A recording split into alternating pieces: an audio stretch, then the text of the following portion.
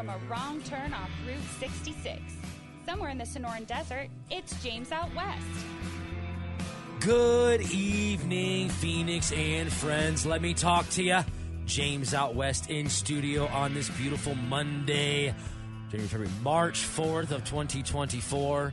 In studio, Katie West, as always, myself, Pat the Stat Guy. We got Donnie D from the Berg in studio, Aaron on the other side of the glass. And as always, we go around the room. But before we do that, I'm going to throw it over to Patrick, and he's going to tell you what we're going to talk about today. All right. Well, today it's going to be a lot like last show. A lot of football, a lot of basketball. So, again, we're going to start off with news around the NFL, hop into the combine, some free agency, and then we're going to hop over to NBA. A lot of hopping in this one.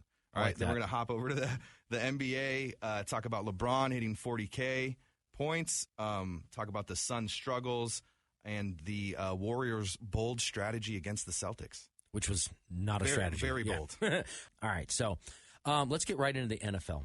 So like you said, obviously the big thing over the week was the Combine. Donnie D was boots on the ground there the whole week, rubbing elbows, talking to people, coaches, listening in, gleaming some info.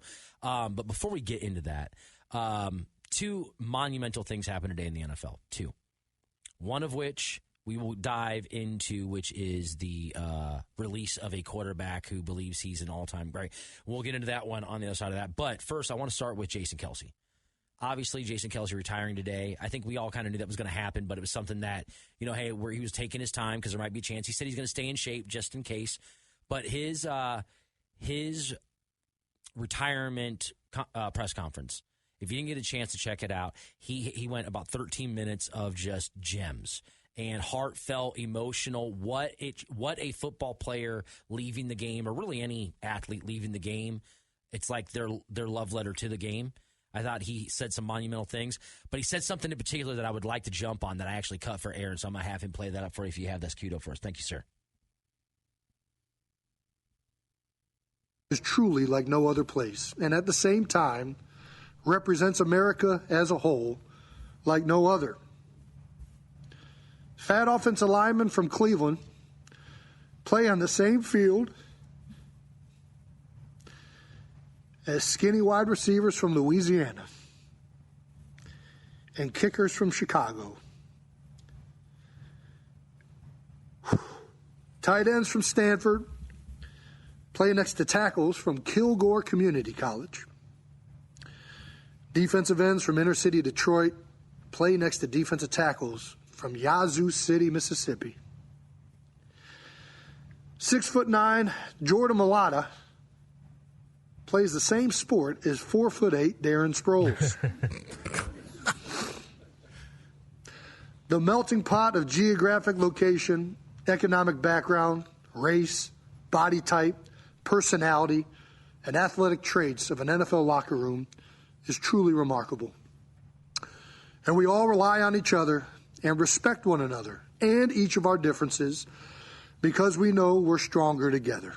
And what's wild about that is that these are the 1%, right? These are the 1% athletes. They're all alphas. They are all the best of the best. Don't want anybody to beat them, and they can go about their business being that way.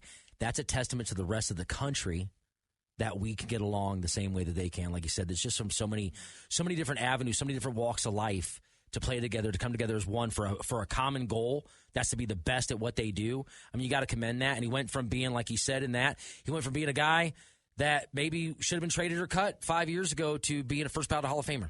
Right. And part of that was the check on himself. Hey, I need to play better. I need to do better by my guys, by my brothers, by these people, by the fans, because they'll let you know about it in Philly. So I wanted to touch upon that because I thought that was really, he said a lot of things, but that one really stood out to me. Yeah, no, I thought that was beautiful. I didn't watch the 13 minutes or however long it was. I kind of just, like a lot of people, just saw the snippets online. And, I know when he first got to the podium, he just kind of started crying. So to see that he got it together and was able to get that all out is awesome. And I know his brother was, having trouble not crying as well. But, when I think of Jason Kelce, obviously, he's the GOAT, right? Like all the Philadelphia, the Eagles, they put out their posts about, hey, thank you to the GOAT, right? And so he really is the perfect athlete for Philadelphia, right? Like there's a couple of those guys that are just perfect for the city they're in, and he was one of them. Like I guess Philly, like if there was other guys, it'd be like, Bryce Harper's perfect for Philadelphia, and Jason Kelce is one of those guys. So, I have a lot of Philly family, so it was great to see. Yeah, I'm a little disappointed he didn't do like a keg stand or like do the press conference shirtless. But I mean, it just kind of speaks to the guy, right? I mean, the first 5 seconds of the press conference just breaks down crying, and I think that just goes to show that the game means so much to him, right? It means so much to people like you and I and everybody listening, and even to the 1%, like you had pointed out. Super Bowl champion, 6-time first-team All-Pro, 7 Pro Bowls, like you said, first ballot Hall of Famer. I think J.J. Watt had tweeted out just get the gold jacket fitted already. So what a tremendous player and even better ambassador for the game. Absolutely. And, that actually brings me to a point. You just made me think about this. Like you said, just get him fitted already. When it's a no-doubter, don't make him wait the 5 years. There's so many people in backlog. Don't make them wait. There is a golden ticket, an express lane, if you will. Like Dion says, there's another wing. Jason Kelce's in that wing. J.J. Watt's in that wing. Peyton Manning's in that wing. When it's a no-brainer, there's not even a question to bring it up. Like, just move on to the next guy. Let's fast-track him. I wonder if it's for reasons like this. Like, I didn't see it again. You said he's going to stay in shape just in case. And again, him crying, bawling right away, going, that's not a good start. Just kind of knowing, like, how hard the decision was for him. I know you were saying, like, right away as the season was over, like, the guys were tired. You were ready to retire him. He needed to think it through. And he obviously put in a ton of thought. And it was still a very hard decision. So maybe he does come back, and maybe that's why you do have to give a few years, right? You can't just throw a guy in the Hall of Fame and then he wants to play again. Well, if you think he's already a first ballot Hall of Famer, it doesn't matter if he wants to come back. When Brett Favre left Green Bay, we knew he was a Hall of Famer. Comes back and plays. I think that there could be precedent for somebody to be retired. Hall of Famer? That'd be interesting. I mean, they already are. Like Peyton Manning retired, was a Hall of Famer for like 8 years already at that point. So yeah, I mean, I get what you're saying. So to me, because there's just a backlog of great players, maybe there's something they can do, or maybe open it up for more than 5. Go ahead. I think the only problem with that is the 5 years is kind of necessary, not for those guys, but maybe other guys, right? Who are kind of, you're on the fence, you don't really want that recency bias to kick in, right? So while guys like Jason Kelce are undoubtedly first ballot Hall of Famers. James, do you remember the last Suns game you and I were at? And we were just going through the list of like potential guys who are going to be eligible year after year, and we were going back and forth on if guys should get in or guys shouldn't, right? Right. I think that 5-year frame is really good just to kind of let the freshness of them retiring wear off, kind of, see how they compare to maybe other guys or guys coming up and really determine whether they belong in the Hall of Good or the Hall of Fame. Right. And I agree with you on that.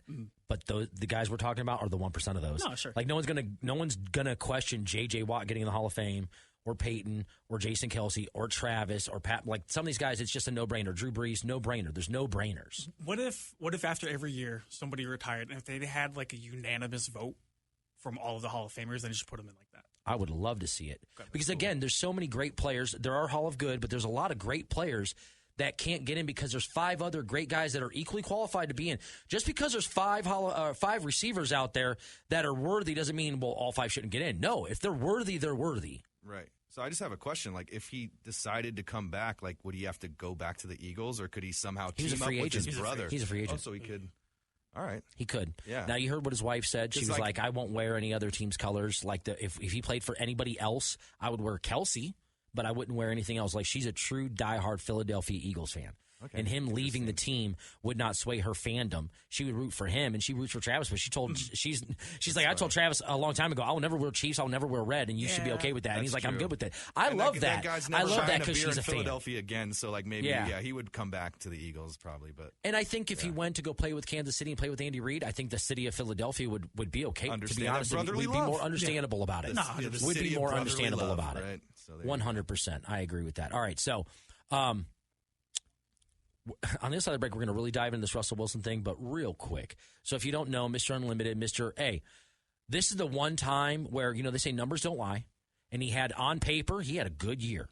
26 touchdowns, 8 interceptions. He was 6th in the NFL in quarterback ranking and rating. That's pretty good. But when you watch his games, he played horrible. He didn't play good. Yep. He had 205 yards a game. We're playing with Sean Payton, the guru of offense, right? So, at any rate, we're going to get into it on the other side of the break because there's a lot to unpack with this because there's a lot of money, a lot of landing spots. There's all kinds of stuff going on. You guys are listening to KDUS 1060 Phoenix home of the Dan Patrick Show, Rich Eisen, and, of course, James Out West featuring Pat the Stat Guy. Make sure you guys come on back. Welcome back to James Out West on KDUS 1060. Thank you, CJ. Thanks for everybody hanging out with us into the night. James Out West, Pat the Stat Guy, Donnie D, Aaron on the other side of the glass, KDUS 1060 Phoenix. All right, so before the break, we were talking about, well, two things. One, Patrick was parched. He was able to run down, get some water, come back hydrated. I was going to say, if I'm out of breath. So he made it right in time. Also, so we were talking Russell Wilson. So the Denver Broncos finally made a decision to rip the Band-Aid off of a poor decision they made 2 years ago. I understand they're trying to make a splash. You get a new owner. You got a guy who, I bet he's very compelling, because most cult leaders are. He's probably very compelling in a meeting. So I could see how you could fall into the Russell Wilson trance. I could see it. I can see it. He's going to add a baby you and sell you that he's the greatest. I get it. But we saw that it didn't work. I think, Pat, you said he was 11-19 as a starter in Denver? Yep. And where's Sean Payton? They don't, supposedly Jerry Jeudy's in a really good. They have all these guys that are really good. And yet, like I said, on paper, how is it that he's the sixth best, rated quarterback, and he had 26 touchdowns, 8 interceptions, and yet you watch the games and he played like garbage. Mm-hmm. He played very, not even pedestrian, below mediocre. Like barely better than, as far as on the field, it seemed like he played marginally better than Zach Wilson. And I'm not hyping this up here. I'm being legit. He barely, because at least there were some moves when you saw sparks from Zach. There's no spark from Russ. Yeah. So now he being let go, $85 million. They would rather eat $85 million. That's opening 2 Walmarts. He'd rather eat $85 million and not have him there to get better. To get better. Yeah. We are going to be a better franchise if we get rid of this guy and eat $85 million over the next 2 years. $85 million, they can spread it over 2 years. They did prevent $37 million in guarantees in 2025 by cutting him now. They gave up 2 firsts, 2 seconds, and some players as part of the trade. I mean, my goodness. And then that $85 million dead cap figure you were talking about, I was talking with Pat before the show. That's more than the 2 other guys on that list, number 2, number 3, combined. My goodness. But at the same time, when you want to get rid of cancer, what do? You got to cut it out. Right. And they did. They literally cut him out. Was he really that bad? Not bad performance-wise, but did he really need to go? I feel like more than anything, Sean Payton's the problem there. I think they both are. I think they need a complete reset. Now's the time to do it. They are the go wrong get a young combo, get a young coach that you're willing to invest time and money in and the 3-year plan of we're going to not be good, we're going to get a quarterback, we're going to build, and we're going to bring back this franchise because it can be done very quickly. They went from Paxton Lynch, Paxton Lynch, Tim Tebow to Peyton Manning, ended up with the Super Bowl in that time period, which people didn't think would happen. Yeah. So it can happen relatively quickly. They saw it in that city. So it could. Now the question becomes, go ahead, Pat. I was just going to say, I think it was kind of obvious from the start that they weren't going to be a good mix, the Sean Payton Russ combo. Agreed. Wasn't going to work, right? And I don't know the right, adjective to call Russ, or how to describe Russ really. I don't know, how is he a diva? I don't know. Either way, Russ, you said he had his own room, he had his own, he had an office. He had an office. He had all these things that Sean Payton was never going to stand for. Nope. And so now Sean Payton kind of, gets Russ out of there, and now he can kind of prove himself without Russ. And I do think, Sean Payton, he's not the Sean Payton in the Saints that we all grew to love. I'm not a big fan of his lately with the way he's been acting. But, now Russ is gone, and he has a chance to prove that, it was Russ. And that with the right team, in their little goodbye statement to Russ, their little thank you for your time, thank you for your service, Russ. Now we're going to go build the best team we can for the future. Now it's time for Sean Payton to prove himself. Well, now, and I'll tell you this, we the NFL, they love Sean Payton, he was in New Orleans 16 years, give or take. Something crazy. They won 1 Super Bowl. Yeah. He had Drew Brees, one of the most prolific, if not most prolific passer in NFL history from a statistic standpoint. They got 1 Super Bowl. They didn't lose a bunch either. They won 1. Mm-hmm. They went to how many? 1. For me, kind of, he's way overhyped to an extent. What else did you do? Because it was in New Orleans, and it's a feel-good story because of Katrina and what happened. It's but dude, if he was in Dallas, he'd have been fired a long time ago. Nope. If he was in Miami, he'd have been fired a long time ago. If he was in Cleveland, he'd have been fired. You almost place him anywhere else but maybe right there would you have been there 16 seasons, won 1 Super Bowl unless your name is Mike Tomlin? Oh, sorry about that. And I'm a Mike Tomlin guy. I just had to get that in real quick. But for real, though. So now the question becomes, where does Russ go? Because obviously you mentioned it last week, I think, about what is he – there's no way in my mindset that I think he could think of himself as a backup. You said that might be the route he has to go. He wants to win 2 Super Bowls in the next 5 years. You don't do that as a backup. Oh, he might. If he goes to the right team, he might win 2 in the next 5 years as a backup. So, kind of what does that look like for you guys? What do you think he can go? So, obviously, Chicago needs a quarterback. They're thinking about taking, Caleb. They probably are going to take Caleb, but they got a lot of question marks. Mm-hmm. New England, Atlanta, the Giants, Pittsburgh. They've already said they're not interested. I heard that today. New Orleans, we were just talking about them. What about the Las Vegas Raiders? I'm going to come to you, Donnie. Tennessee, there's so many question marks at quarterback, and yet everybody else, it's like solidified. Everybody either has their guy, or you have they definitely don't have a guy.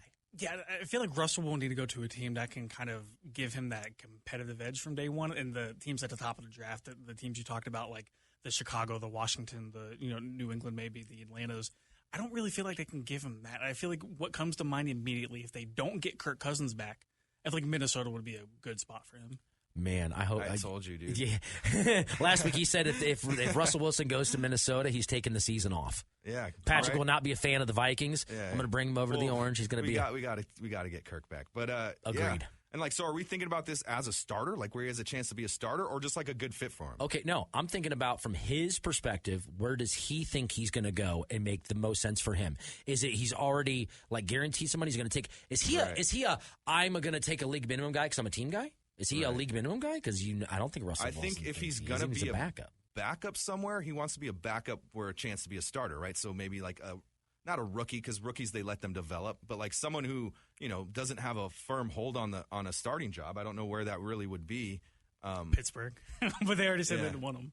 So I mean, you got to see where all these quarterbacks land in the draft to find out who's left holding the bag. Exactly. Yeah. Because you got there was reports today. I think Adam Schefter actually spoke about the New England Patriots. 2 guys that come to mind for the New England Patriot quarterback is Joe Flacco and Jacoby Brissett. This is not 2016. This is 2024. And he's talking about those 2 guys. But yet said that Baker was out of the question, but with the reasons that he tied those 2 to New England was Alex Van Pelt. Well, who coached Alex Van Pelt during the only playoff game that the Cleveland Browns ever won against the Steelers was Baker Mayfield, who also is a free agent. Now, granted, Mike Evans signing with Tampa Bay and taking that 2-year a lot of money and wanting to be like the quarterback knows that he's going to, maybe there's a chance he knows that Baker's going to be there, but somebody else can swoop you off your feet. Yeah. You know what I'm saying? So, and Baker said he's not going to take a hometown discount. So, there's so many musical chairs at the quarterback position in the NFL, and then you got a lot of quote-unquote great guys coming up. And one of the guys that's not, and you got to see him firsthand, he's not in the top 3 as far as quarterbacks are concerned, I think, is what they're putting him, but Michael Penix Jr. Sure. I mean, that guy's going to end up probably in one of the best positions because he's going to get drafted maybe a little bit later to a team that's going to be a little bit better. And maybe he doesn't have to start right away. Boy, I would love to see somebody with enough either clout, trade, whatever, move up to get him that doesn't really need him this year, but can put him in a great situation, like re-sign Kirk Cousins and draft him. You know what I mean? You got to get something for now and the future. And that kid could be now. Don't get me wrong. He looks good in purple. But man, yes, he does. But it'd be nice to see him end up in a nice situation because going from Indiana to Washington and doing what he's been able to do. Donnie, let me ask you this real quick. Yes, sir. Where do you think Russell Wilson is the best fit for him? Where do you think for you? Vikings, okay. Patrick? Yeah, I don't know. Sorry, Pat. Yeah, I don't know, man. I'm Raiders. I don't know. Raiders is interesting. Raiders seem to really like O'Connell. Yes, they do. And when you're talking about money, he doesn't cost a lot right now. You can do other things. I'm going to go out. I kind of like the idea of Atlanta only because I hope Atlanta doesn't get Kirk Cousins. I'm kind of leaning that Kurt stays there. They don't go and get Justin Fields. I do like Atlanta. I could see him.